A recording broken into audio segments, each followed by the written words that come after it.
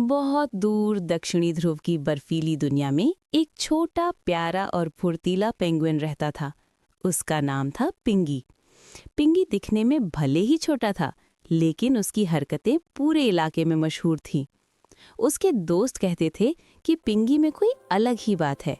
वो बाकी पेंगुइनों से कहीं तेज, चतुर और नटखट था। पिंगी को सबसे ज्यादा पसंद था मछलियां पकड़ना। जहां बाकी पेंगुइन कई कई घंटे बर्फ के पास इंतजार करते रहते, वहीं पिंगी कुछ ही मिनटों में मछली पकड़कर वापस आ जाता। उसके दोस्त अक्सर हैरान रह जाते। वो आपस में बात करते, अरे ये कैसे मुमकिन है? इतना छोटा सा पेंगुइन और इतनी जल्दी मछलियां, लगता है इसके पास कोई जादू है। धीरे धीरे पूरे पेंगुइन समूह में ये बात फैल गई कि शायद पिंगी के पास कोई गुप्त शक्ति है। कुछ कहते कि वो मछलियों से बात कर सकता है, कुछ कहते कि उसके पंख जादुई हैं, और कुछ कहते कि उसकी चोंच शायद कोई खास आवाज निकालती है जो मछलियों को बुला लेती है। एक दिन उसके दोस्त टुनटुन, गुटगुट और झिमझिम ने पिंगी को घेर लिया और बोले, सच्ची सच्ची बता, तेरा राज क्या है? तू इतनी जल्दी मछलियां कैसे पकड़ लेता है? पिंगी ने सीना तानते हुए आंखें तिरछी की और बोला,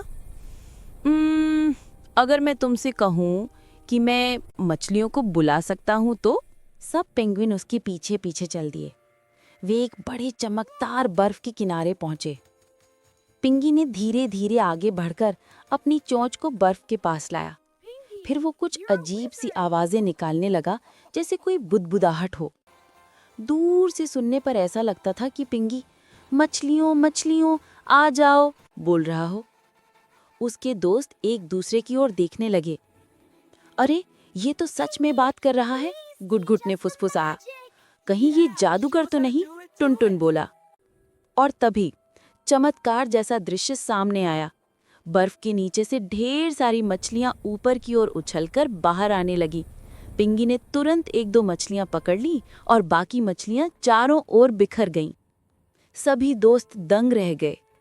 वाह पिंगी, तू तो सच में जादूगर है। ये तो कमाल कर दिया। तू सबसे अलग है। चारों ओर तालियों और खुशियों की गूंज फैल गई। बच्चे पेंगुइन खुशी से उछलने लगे।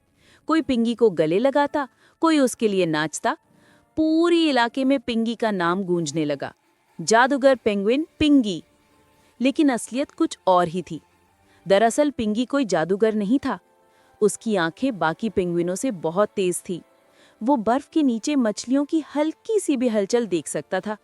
जब उसने देखा कि मछलियां पास आ रही हैं, तभी उसने वो जादुई बुदबुदाहट करने का नाटक किया, और जैसे ही मछलियां ऊपर आईं, सबको लगा कि उसने अपनी आवाज से उन्हें बुला लिया।